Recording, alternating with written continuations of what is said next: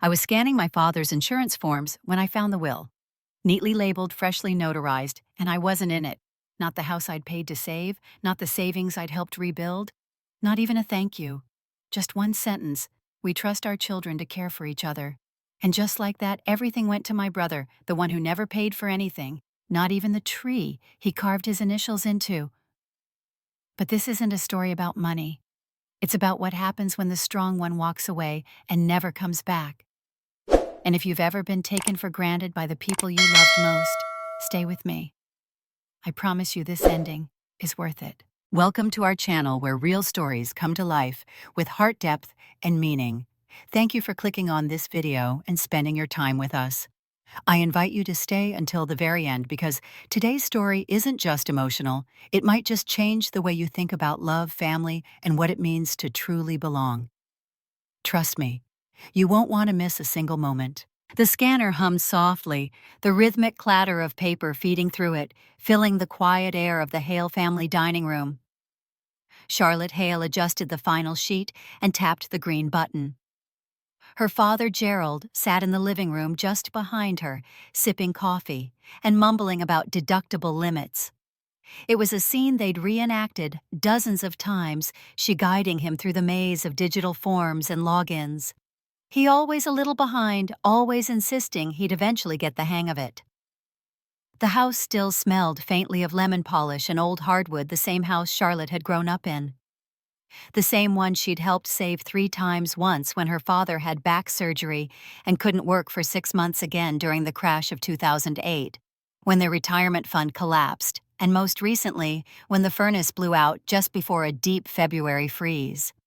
She'd wired the money to the contractor before they even asked.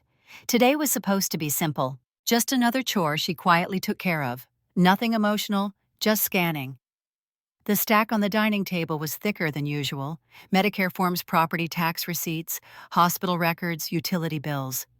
She moved through them quickly, methodically, until her hand stopped on a cream-colored folder, heavier than the rest. Estate plan. Final copy, it read, neatly labeled in her mother's looping cursive. Her fingers hesitated over the edge. She shouldn't, but she'd paid their property tax bill just last week, $184. She'd spent her last 3 lunch breaks talking to a pharmacy about blood pressure meds her mother forgot to reorder. If she was good enough to be their emergency contact, she was good enough to look. She opened the folder. The will was dated 2 months ago. Inside, line by line, asset by asset, it was laid bare. The house fully paid off. The retirement accounts modest but stable. A life insurance policy with a 6-figure payout. And the beneficiary listed beside every one of them, Evan Hale. Charlotte blinked once. Then again. Evan. Her younger brother, 29, no job, no degree, still living at home. He'd dropped out of college twice. Said he was focusing on music now. That usually meant late nights in the garage, strumming half-finished chords, uploading to YouTube, and getting maybe 100 views if he was lucky. Their parents always said he just hadn't found his path yet. Her own name appeared only once. We love both of our children equally and trust them to care for one another. That was it. No mention of the $11,000 she wired in 2019 to catch the mortgage. No line about the groceries she delivered weekly, or the password she reset when her father locked himself out of his Medicare portal again. Not even a thank you. Just a vague platitude, a polite way of saying, "We trust you'll keep being who you've always been, so we can keep giving to the one who never has." The scanner's motor clicked softly as it reset. Charlotte's hands were steady, perfectly still. But her breath, it was uneven, shallow. She didn't hear her father walk back in until he cleared his throat. "You getting through that stack, Char?" She held the folder up. Her voice was low even. "Is this how it is, Dad?" Gerald froze coffee halfway to his mouth. His eyes flicked to the folder, then to her. He let out a long sigh, one of those slow, heavy ones he used when he didn't want to lie but didn't want to tell the truth either. "It's not what you think. It's exactly what I think." She didn't raise her voice. She didn't tremble. She just looked at him. He stood there awkwardly shifting his weight, as though the carpet might save him. "We figured you'd understand." Charlotte let the silence stretch between them. Her heart thudded softly behind her ribs. "You've always done well," he added, quieter now. "You don't need much." There it was. She almost laughed. "You don't need much." Translation: "You've made it. You can carry yourself, so we'll give everything to the one who can't." Her mind flashed back to last spring, when the contractor called her instead of them about the furnace because she'd already paid. She told herself it was easier that way. No guilt, no worry. Just take care of it like she always did. Charlotte didn't say another word. She set the folder down on the table carefully without drama. Then she stepped outside. The screen door clicked behind her. The porch swing creaked as she sat down. She looked out over the yard at the old oak tree where Evan once carved EH plus KP for a girl he barely remembered. That tree cost her $800 last year after a lightning storm split it. She paid to have it trimmed before it damaged the roof. She never mentioned it to them. The wind picked up slightly. The swing rocked gently beneath her. Her father didn't come after her. She heard the scanner whir again, dutifully processing forms, unaware that something had just broken that couldn't be taped back together. She sat there for a long time, staring at the yard. Not crying, just absorbing it. This wasn't the first time she'd been expected to give without thanks, but it might be the last time she stayed quiet about it. The porch swing creaked softly beneath her, its chains clicking in rhythm with the breeze that passed through the trees. Charlotte Hale leaned back against the cushions she'd sewn herself last summer navy blue, with a pattern that matched the trim on her parents' shutters. They hadn't noticed the detail. Or if they had, they hadn't said anything. The air smelled like old leaves and warm soil. Spring would be here soon. The hydrangeas along the walkway were already budding, the same ones she'd trimmed back last fall, when her mother mentioned they were getting wild again. She sat there silent, letting the stillness press against her chest. The folder was still inside open on the dining room table, like a wound left unbandaged. She hadn't said much after discovering it, no outburst, no accusations, but something inside her had shifted, a fault line quietly giving way. Her eyes scanned the yard like she was cataloging memories. And in a way she was. Every corner of this property carried her fingerprints, even if no one else saw them. The new porch swing, she'd paid for it. Chose the wood. Sealed it, drilled it in herself. The trimmed oak tree that nearly broke in half during the storm 2 summers ago that had been $800. She hadn't told them she paid for it until long after it was done. The roof, $400 for emergency patchwork when the ice dam started leaking into the guest room. She remembered wiring the funds from her savings during a lunch break, then going back into a conference room to run a meeting like nothing had happened. Charlotte reached into her purse and pulled out a small weathered notebook. The cover was soft with time, the edges bent. She hadn't written in it recently. She didn't need to. The numbers were etched in her memory, but still she opened it and flipped to a bookmarked page. $1,848. New furnace, Feb 2022. 11,000 mortgage catch-up 2019. 284 property taxes. Jan 2023. 28 hours on hold with insurance estimated. 62 grocery runs. Delivered and paid for. No one had ever asked her to do it, but no one had stopped her either. The expectation was always unspoken, wrapped in soft phrases like, "You're just so dependable," or "You always know what to do." She flipped further back to a page she'd labeled simply, Boston. Offer $126K year, plus leadership fast track. Relocation stipend $5K. Projected start, August 2020. Decision declined. That one still hurt sometimes. It had been her dream job, a regional director role with a tech firm that would have let her lead teams across the East Coast. She remembered calling her mom the night she got the offer. Vivian had been quiet on the line, then finally, "But sweetie, Boston's so far. I'd never sleep." Charlotte had smiled. "I know." She turned it down the next morning. She didn't regret choosing family, not entirely. But now sitting here realizing her name didn't even appear in the will beyond a vague sentiment, it stung deeper than she expected. Her eyes drifted to the basement windows. She smiled faintly. That basement had been her sanctuary growing up. She and Evan had shared a room until she was 13 when their dad finally finished renovating the downstairs. She remembered helping him paint the walls sky blue, both of them in old jeans and t-shirts. Evan had been 10, giggling as he accidentally slapped her with a paintbrush. Gerald had laughed and handed her a sponge. "You two are the best crew a dad could ask for." She'd held on to that memory like a photograph proof that once they'd been a real team. But now the roles were different. Evan was still the boy who needed help, and she had become, what a reliable afterthought. The safety net. Charlotte stared down at her hands. The skin was smooth nails, short, faintly pink from the cool air. These were the same hands that typed up their health insurance appeal, cleaned up after Mom's fall in the kitchen, signed the checks when Dad forgot how to log into his banking portal. She didn't mind doing those things, not really. What she minded was the fact that after everything, their legacy would skip over her like a skipped stone. Not because she failed them, but because she never asked them to see her. Her phone buzzed beside her on the swing, a calendar reminder. Thursday. Re-up prescription refills for Dad. She didn't tap it.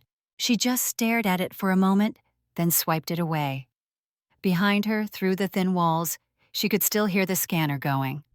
Her father had gone back to scanning the papers like nothing had happened. And maybe to him, nothing had.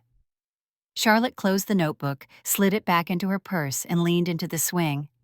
The chains creaked again gently, like they always did when she rocked forward. Invisible, quiet, useful. She had built her identity around being the one who showed up first, stayed the longest, and asked for the least. But as she sat beneath the fading late afternoon sun, she realized the only thing more exhausting than carrying everything was realizing that no one noticed when you did. And maybe it was time they did. The porch swing had stopped moving. Charlotte hadn't noticed when. The sky was slowly shifting to gold, that late afternoon stillness, settling over the neighborhood like a breath held in quiet. Her fingers traced the edge of the cushion beside her eyes, trained on the old oak tree. The one Evan had carved his initials into, for a girl he forgot by spring. Inside, the scanner had gone silent. The hum was gone. All she could hear now were footsteps, light, careful, crossing the hardwood floor, then the soft click of the screen door opening behind her. Vivian Hale stepped onto the porch wearing the pale blue cardigan Charlotte had bought her 3 Christmases ago. She always wore it when she had something hard to say. Not for warmth, Charlotte had realized that years ago, but for comfort. As if the softness of the wool might cushion her words. She didn't speak right away, just stood there wringing the hem of her sleeve in slow, nervous circles. "Charlotte," she said finally, not soft, not sharp, just measured, controlled. Charlotte didn't turn. Vivian eased down onto the swing beside her daughter, leaving a respectful few inches between them. The chains creaked faintly under the shift in weight. "We didn't mean for you to find out that way," she said, voice low. Charlotte gave a slow nod. "But you did mean it." Vivian flinched almost imperceptibly. Her hands folded in her lap now, thumb rubbing over the knuckle of her opposite hand like she was trying to polish away a stain. "It's not that we don't love you." Charlotte let out a soft exhale, more air than sound. She still didn't look over. "Because what do you call love that forgets your name when it's inconvenient?" she asked. Vivian hesitated, reached for her daughter's hand, resting gently on the worn swing arm. Her fingers were warm but trembled slightly. "You've always been steady, Charlotte. You always know what to do, what to say. You don't panic. You hold us up." Charlotte pulled her hand back slowly, but without flinching. "You mean I don't ask for much?" Vivian's eyes dropped. "You mean I made it easy to forget me?" The words settled between them like dust. Unavoidable. Honest. "We thought you'd understand," Vivian whispered. "You thought I'd stay," Charlotte corrected. "Because I always have." Vivian stared out at the yard now the same way Charlotte had earlier. The same oak tree, the same trimmed hedges Charlotte had pruned the last time Evan forgot. The same grass she paid to have treated when it turned yellow. "Evan's had a harder time," Vivian said gently. "He's trying to find his way." Charlotte finally turned. Not harshly, not with fire, just with clarity. You didn't choose him because he needed help. You chose him because you already owed him. Vivian blinked. Charlotte could see the truth of it land soft but heavy. How much, she asked. Vivian didn't answer. Mom. How much? The pause stretched. Vivian opened her mouth, closed it. Then finally, 35. Charlotte sat back. You co-signed a $35,000 loan for him. He needed a car, Vivian said too quickly. A dependable one, and some startup funds. He wanted to get serious about his music. Charlotte didn't respond right away. The silence between them this time wasn't heavy. It was illuminating. Why didn't you just say that? She asked, voice quieter now. Why didn't you just tell me? Because we knew how it would sound. No, Charlotte said. You knew how it would feel. Vivian's mouth pressed into a thin line. Her eyes shimmered but didn't spill over. She wasn't a woman prone to breakdowns. She preferred dignified discomfort. Charlotte had learned that as a child, how to cry quietly, how to need less. It was easier that way. You've always been the strong one, Vivian said again, softer now, but still holding on to it like a shield. Charlotte turned fully to face her. You say that like it's a compliment, she said, but it's how you excuse forgetting me. You call it strength when I don't ask, when I don't break. You use it to justify giving everything to the person who does. Vivian looked at her, really looked, and for the first time in years, Charlotte saw something crack behind her mother's careful restraint. Not guilt exactly, not regret, just the beginnings of awareness. Evan needs us, she said. He always has, and I never did, Charlotte asked. Vivian didn't answer. Charlotte stood up. The swing creaked behind her lighter now without her weight. She looked down at her mother's still seated cardigan, drawn tight around her frame. You didn't give him everything because of love, Mom. You gave it to him to protect your own mistakes, to cover up your own fear. Vivian's voice came quiet. That's not fair. No, Charlotte said. It's not. She walked back into the house without another word. Past the table where the estate folder still sat.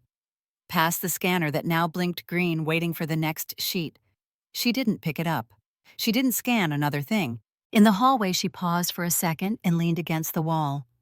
They hadn't meant to hurt her, but they had. And the worst part was, they hadn't even realized it.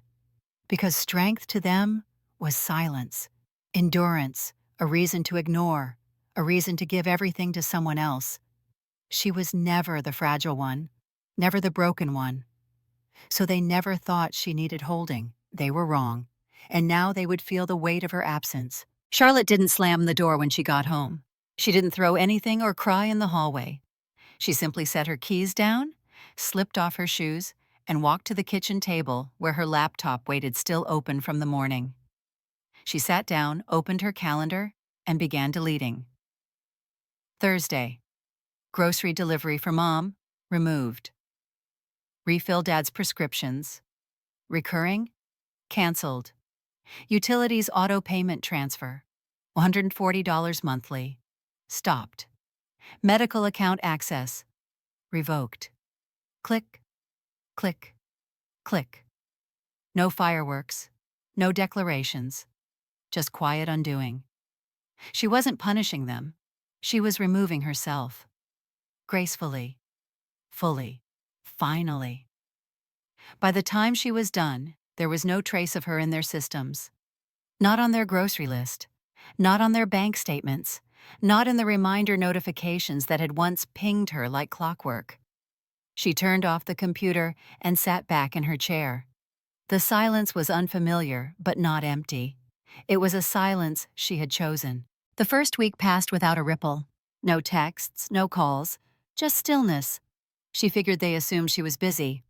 Tired, maybe letting off steam. It wasn't unusual for her to fall quiet after a long work sprint. She'd done it before. On Sunday evening, she received a text from her father. Water bill came in higher this month. Can you check the account? She read it once. Then again. No greeting. No acknowledgement of their last conversation. No mention of the folder, Just the expectation that she'd slide back into place like a drawer half closed. She didn't respond. 3 days later, her mother chimed in. "Out of low-sodium crackers you always bring." Evan forgot. "Any chance you can stop by?" Charlotte stared at the message, her thumb hovering over the screen. She left it unread. She'd spent years anticipating their needs, keeping lists, refilling things they never even realized they were running out of. She wasn't angry. She was just done. The second week, the shift became visible. "Charlotte," her mother wrote, "the mortgage is due. Can you send what you usually do?" Still no hello, no how are you, just a line, a number, a need. Charlotte typed slowly, deliberately. "Ask Evan, it's his house now." She hit send, didn't wait. Her phone buzzed 5 minutes later. "Mom, calling." She let it ring. Another message came in. "Please don't be like this. We need to talk." But there was nothing left to talk about. They had made their decision. She was simply living like it mattered. That evening, the silence deepened. Not just from them, but inside her. The silence she used to fear now felt like shelter. Like finally being able to breathe without someone else's oxygen tank strapped to her back. The next day, Evan texted, "Danny, don't make this a big deal. Just help them like always.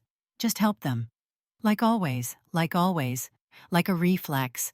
Like her life was a utility they were entitled to tap into." Charlotte stared at the screen. Her jaw clenched, but not from rage, from clarity. She typed back, "You're the one they chose, Evan. So be the choice." He didn't reply. 2 mornings later, a transfer request popped up on her banking app. $3,200. The exact amount of the overdue mortgage plus late fees. No message, no explanation, just the number. She declined it. A minute later, her phone rang again. Then again. And again. "We could lose the house if you don't help us," her mother texted. And finally from her father. "You'd let your parents go homeless."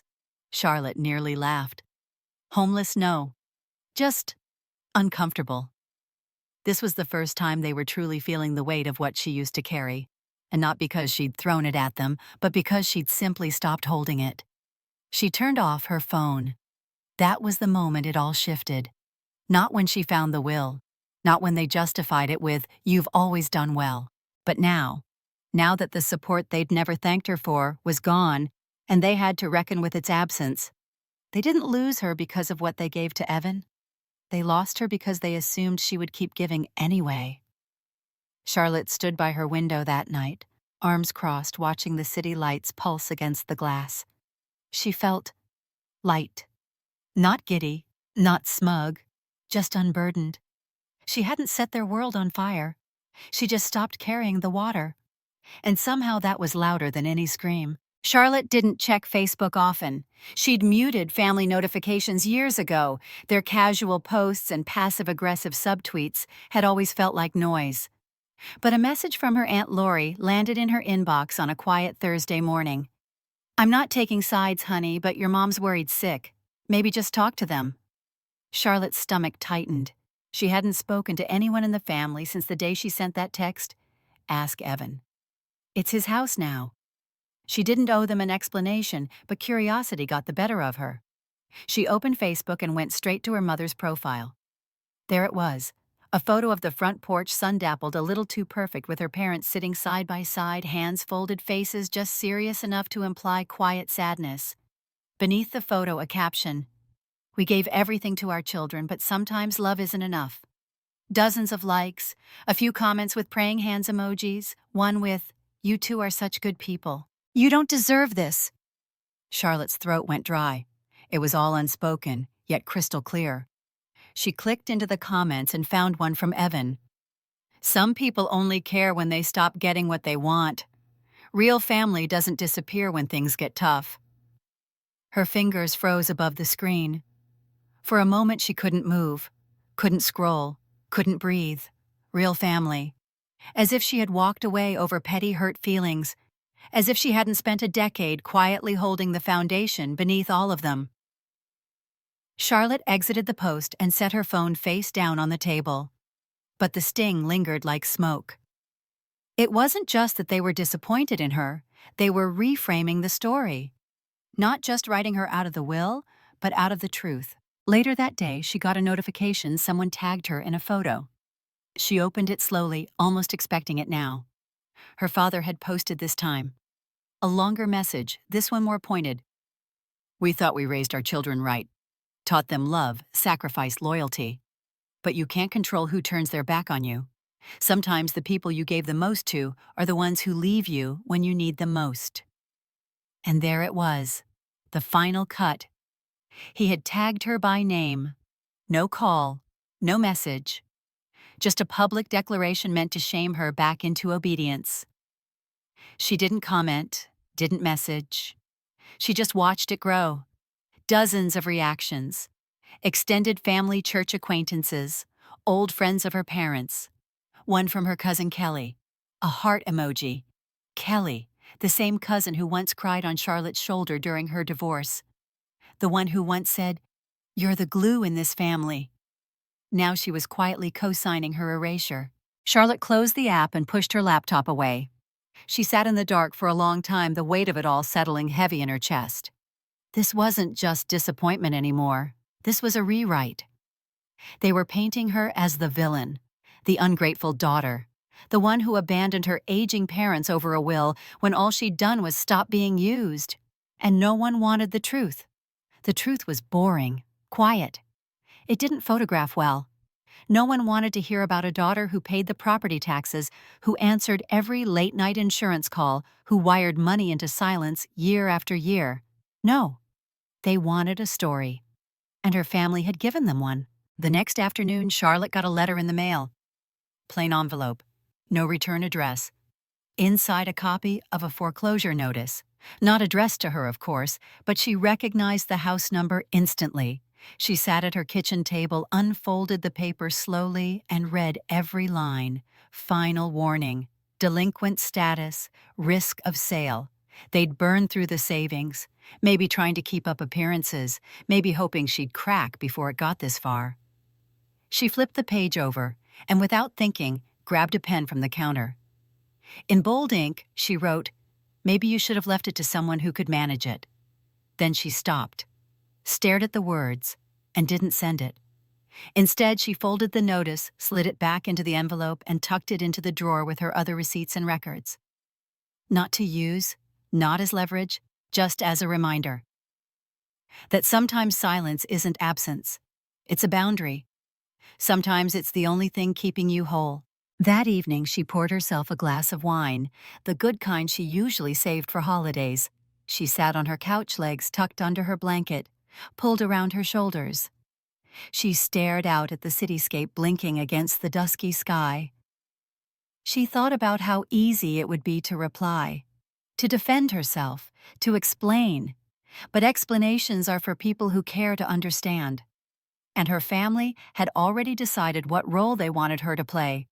The thing they didn't realize, she'd stepped out of the script. They could write what they wanted, but she was no longer in their story. It was a Thursday morning when the call came through. Charlotte had just wrapped up her weekly sync with the East Coast team when her desk phone rang the internal line from the front lobby. "Ms. Hale," the voice said, too formal, too careful. "Your parents are here, and a man who says he's your brother." Charlotte blinked. The cursor on her email froze mid-draft. She looked at the time, 10:42 a.m.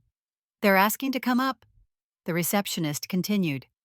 "Said it's urgent." Charlotte stood, phone pressed to her ear. Her gaze drifted out the floor-to-ceiling window of her corner office. Clouds rolled lazily over the city skyline. Traffic crawled like always. She took a slow breath. "Please tell them I'm not available," she said. "And they're not expected." A pause. Then, "They said they'll wait." Charlotte nodded to no one in particular. "Then let them." She hung up. She didn't rush. She answered 2 more emails, forwarded a project brief, and texted her assistant about rescheduling lunch. Then she pulled her blazer off the chair, smoothed her blouse, and made her way down to the lobby. They were standing just inside the entryway, Vivian in her cardigan, Gerald upright and stiff, and Evan off to the side, arms crossed, expression unsure. All three turned when they saw her. Charlotte didn't slow. She stopped, 5 feet away. No one spoke right away. Vivian was the first to break. "Charlotte," she said, "we need to talk." Charlotte tilted her head slightly, her expression unreadable. "Here's fine." Her father stepped forward, his hands already on his hips, the start of a lecture forming at the corners of his mouth. "You'd really let us lose the house over this?" Charlotte's gaze didn't shift. "You really thought I wouldn't?" He opened his mouth again, but she didn't give him the chance. "You left me out," she said evenly. "You handed everything to Evan, and now you're here asking for the same support I gave for years without question." Vivian's tone softened, pleading now. "We thought you'd understand. You've always been strong." Charlotte nodded slowly, letting the words settle. "You use that as an excuse to forget me." Evan muttered something she didn't catch all of it. Something like, "I didn't ask for any of this." Charlotte turned to him. Her voice didn't rise. "But you took it." He looked away. Gerald took a step forward. "We fed you, raised you. You owe us something." Charlotte almost smiled. Not from amusement. From the absurdity of it. "I paid that debt every month, every year. And you erased me anyway."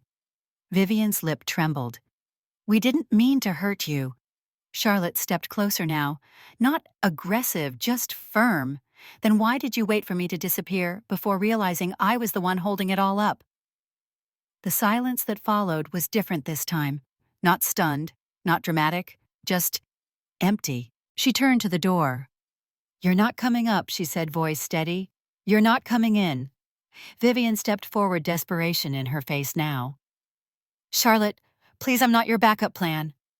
She didn't shout. She didn't cry. She simply stood there, unshaken, as her family looked at her like they were finally seeing someone they didn't recognize. And maybe they weren't. Maybe they had never truly seen her to begin with. Evan reached for the handle, but Charlotte raised her hand slightly. "Don't." He froze. "This time you figure it out. This time you carry it." They stared at her, unsure of what to say, how to push back without sounding worse. "I won't be your solution anymore," Charlotte said, and it wasn't a threat. It was a promise. She turned and walked back toward the elevator. Her heels echoed softly against the tile, crisp and unhurried. Behind her, no one followed. No shouting, no pleading. Just 3 people standing there, realizing maybe for the first time that she wasn't going to bend back into place. She reached the elevator and pressed the button. As the doors opened, she caught her reflection in the mirrored interior, composed, calm, certain. The woman who had once been everyone's answer had finally stopped offering solutions. And somehow that silence said more than anything she could have screamed. The for sale sign stood crooked in the front yard, one corner tilted downward as if even the ground had grown tired of holding things up. The grass was yellowed patchy in spots. The shutters, once deep green, were sun-bleached and flaking. A curtain in the front window sagged sideways, caught on something inside, and left twisted in the frame. Charlotte stood on the sidewalk across the street, hands tucked into the pockets of her coat. The air was sharp with early autumn chill, and somewhere nearby, someone was burning wood. It was the kind of scent that used to make her feel like home. Now it just smelled like a place she used to know. The porch swing was gone. She stared at the spot where it had hung for decades, where she'd spent countless evenings untangling phone cords, sipping iced tea, listening to cicadas hum between the trees. She had replaced that swing herself 2 summers ago, measured the beams, sanded the slats, bought the heavy-duty chains so it wouldn't creak under her father's weight. Gone now. The hook still hung from the ceiling, empty, rusted. A movement caught her eye, something metallic swaying slightly in the breeze. The old wind chime, or what was left of it. 3 pieces still clung to the frame, tapping hollowly together. The rest had snapped off, probably in a storm. No one had bothered to fix it. Charlotte let out a slow breath. The house had once been alive, full of motion, of scent, of noise. It had held birthday parties and sick days, and late-night arguments, and Sunday pancakes. but now it felt like a shell, something stripped of meaning. She crossed the street slowly, gravel crunching underfoot, and stood at the edge of the driveway. She didn't go closer. She didn't need to. From here she could see the oak tree in the side yard, taller now, branches wider than she remembered. And just beneath the second curve of bark, still faintly visible, the carved letters EH plus K, H plus L. Evan had done that at 16 with a pocket knife he wasn't supposed to have. Kelly Logan, his first real girlfriend. He'd stood on tiptoe carving with awkward hands, grinning like he owned the world. Charlotte had watched from the porch, book in hand, pretending not to see, pretending not to notice when he later swore he'd marry that girl. Kelly had moved away before fall semester started. Charlotte's eyes drifted toward the side of the house where the garage met the old garden bed. That patch had once held tomatoes and strawberries, back when her mother used to care about things like fresh fruit and morning walks. Charlotte had taken over the watering when her mom got too busy, then eventually planted it herself when no one else remembered. Late fees. She thought about them now, quiet debts that had arrived in sealed envelopes her parents never opened on time. She remembered calling utility companies at midnight after her second job, asking for grace periods, adjusting payment plans, moving money between her own accounts to float them through. They never saw those moments, not really. She'd show up, smile, make things work, like it was nothing. But it wasn't nothing. She looked at the front door, now still painted blue, chipped at the bottom, hinges sagging slightly. That was the door she'd fixed after Evan slammed it too hard one summer and cracked the frame. She'd driven to Lowe's, bought the supplies, spent 2 hours patching it up before anyone noticed. She used to think the house was her anchor, that keeping it standing was what made her part of something real. But now, seeing it empty, neglected, for sale, it didn't feel like loss. It felt like truth. She stepped back from the driveway, her shoes landing in dry leaves. This house hadn't kept her. She had kept it. Her voice barely left her throat as she whispered the words to herself. That house didn't keep me. I kept it. The realization didn't hit her like a wave. It didn't bring tears. It just settled in like a light being flipped on in a dark room. And everything looked different. This place had always needed her, but it had never held her. She turned away slowly. The wind brushed past her, lifting her hair slightly, tugging at the corner of her coat. As she walked back toward the street, she didn't look back. Not once. Let them sell it. Let someone else trim the hedges, replace the swing, repaint the shutters. Let someone else discover the cracks in the foundation. Charlotte wouldn't be there to patch it this time. She had spent years believing that her role was to hold it all together, to stay steady while everyone else stumbled. But now she understood what she built was never just for them. It was hers too. And it was time to build something new, somewhere she could belong without being kneaded into silence. It started one Sunday morning with a small canvas, some leftover acrylics, and a brush she hadn't touched in 3 years. She didn't set out to create anything meaningful. She just missed the way color moved beneath her fingers, how time melted when the strokes found rhythm. She'd forgotten how much she loved the quiet concentration, the way her breath slowed as she blended blues into greens, greens into gold. She didn't tell anyone. She cooked for herself, too. Real meals. Not just toast or yogurt or leftovers from work events. She found recipes that made her curious: roasted squash soup with nutmeg, honey glazed salmon, lavender scones. She bought ingredients she'd never dared before just because no one was depending on her fridge anymore. It was the first time in years her grocery cart wasn't built around someone else's needs. She started sleeping better, not just longer, deeper. For the first time, she didn't wake up in a panic over a late bill or a missed refill or a forgotten appointment. Her nights stretched out like warm, still water.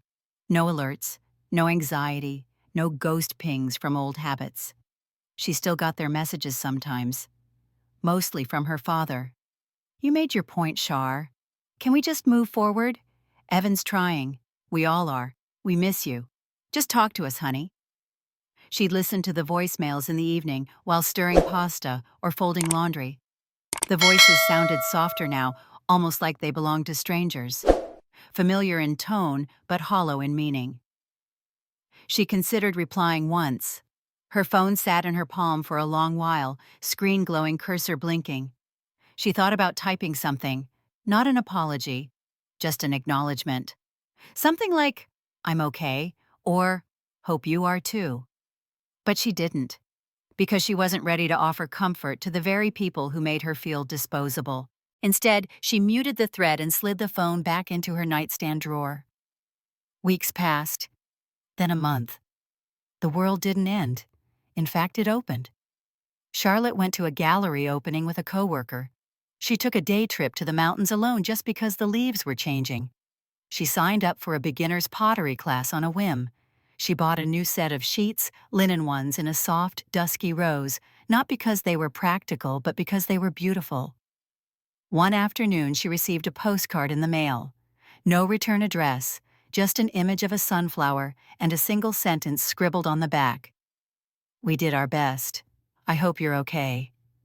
It was in her mother's handwriting. She didn't frame it, didn't throw it away either. She tucked it between the pages of an old novel on her bookshelf, the one her mother used to read to her when she was little. That felt like enough. She didn't go back to the house. It sold within 6 weeks of listing. She saw the notice online. The new owners repainted the front door, added potted ferns on the steps. The porch swing was still gone. The online posts from her parents eventually stopped. Maybe they got tired. Maybe the attention faded. Maybe they finally understood that her absence wasn't a tantrum. It was a decision. Charlotte didn't celebrate. She didn't post her side of the story. She didn't send dramatic letters or burn old photographs. She just kept living. She kept creating. She kept healing. There was a power in the quiet, a steadiness in not having to explain herself. For so long, she'd felt like a background character in her own family's story, expected to show up, smile, contribute, and disappear. Now she was writing her own. And it didn't need to be loud, it just needed to be hers. She thought back often to the moment in the lobby, her parents standing there, Evan beside them, all of them waiting for her to flinch, to soften, to step back into the role they'd assigned her. She never did. Because for the first time, Charlotte Hale knew exactly who she was and who she no longer needed to be. She stood by her window that evening, watching the sky shift from coral to violet. The street below buzzed with the faint hum of weekend life. A soft breeze moved through the curtains, carrying the scent of the lavender plant she'd placed on the sill. Her phone buzzed once. Voicemail again. She didn't check it. She didn't need to. She knew what it would say. She knew who it would be from, but she also knew this. They didn't lose her when they changed the will. They lost her when they believed she'd never walk away.